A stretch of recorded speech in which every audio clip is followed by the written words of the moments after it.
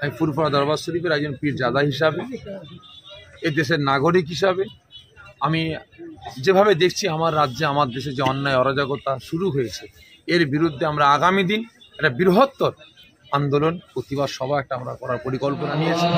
সবথেকে বড় জিনিস হচ্ছে আমরা দেশের জনগণ আমাদের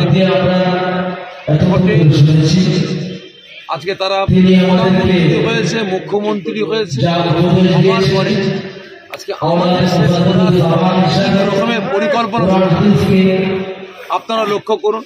আমার দেশের প্রধানমন্ত্রী তিনি কি করলেন, গদিতে বসার পরে সঙ্গে সঙ্গে উনি নোটবন্দি করলেন, তারপরে জিএসটি করলেন, তারপরে এনআরসি এনপিআর বিভিন্ন রকমভাবে মানুষকে নাজেহাল করে বেড়াচ্ছেন।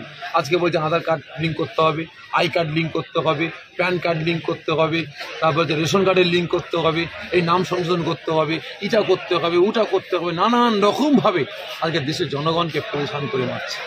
এটা টোটালটাই হচ্ছে জনগণ যাতে আন্দোলনমুখী না হয়, জনগণকে যাতে একটু অন্য সাইডে ঘুরিয়ে রাখা যায়, তাদেরকে অস্থিরের মধ্যে রাখা যায়, তার একটা পরিকল্পনা শুরু হয়েছে। তবে আগামী দিন আমার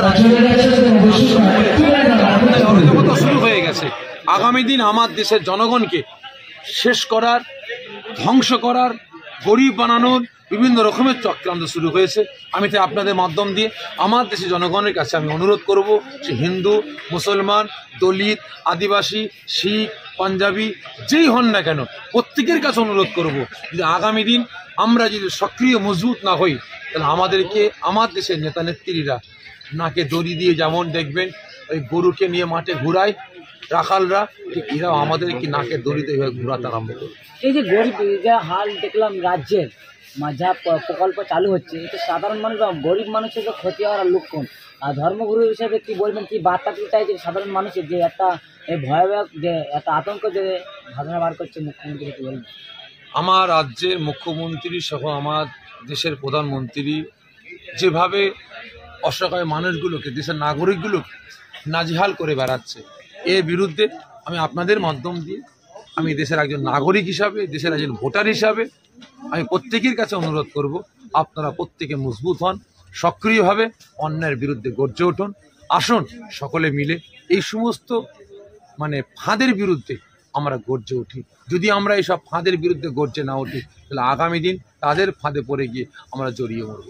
ভাঙড়ের মঞ্চে দাঁড়িয়ে আপনি একটা বক্তব্য দিয়েছিলেন, আগামী দিন যদি কোনো বড় আন্দোলনের ডাক দেওয়া হয় আপনারা আসবেন। ভাঙড়ের মানুষ তো অনেক মানুষের সাড়া দিল। ভাঙড় থেকে যে দেখলাম যে কোনো যদি রাজনীতিতে বলেন আর প্রতিবাদ বলেন, ভাঙড় থেকে শুরু হলে সারা রাজ্যে ছড়িয়ে যায় বা রাজ্যের বাইরেও ছড়িয়ে যায়। কি ভাঙড়ে সে কি কোনো একটা বার্তা দিতে চাইছেন যে আগামী দিনে বড় আন্দোলন নামছেন? অবশ্যই। পীর সাহেবরা, আমি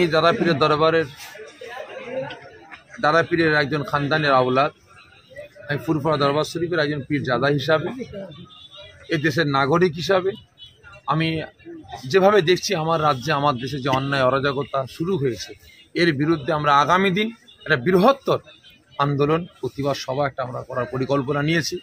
বিশেষ করে মাদ্রাসা বাঁচাও, দেশ বাঁচাও, জনগণকে বাঁচাও, জনগণকে নিয়ে খেলা করা বন্ধ করতে হবে, এই ইস্যুতে আমরা একটা প্রতিবাদ সভা করার পরিকল্পনা নিচ্ছি। আশা রাখি সমস্ত মানুষ হাজির। এই প্রতিবাদে যে আপনি ডাক দিচ্ছেন, আপনার তো হুমকি দেওয়া হচ্ছে ফোনের মাধ্যমে এবং আপনার জলসা ক্যান্সেল করা হচ্ছে, তা আমি ওসব হুমকির পরোয়া করি না, জলসা ক্যান্সেলের পরোয়া করি না। কারণ আল্লাহ পাক আমাকে বান্দা হিসেবে ভালোবেসে দুনিয়ায় পাঠিয়েছেন, অবশ্যই আল্লাহ আমার রুজিও আমাকে দিয়েছেন। আমার রুজি কোনো বান্দা দেয় না, আমার আল্লাহ।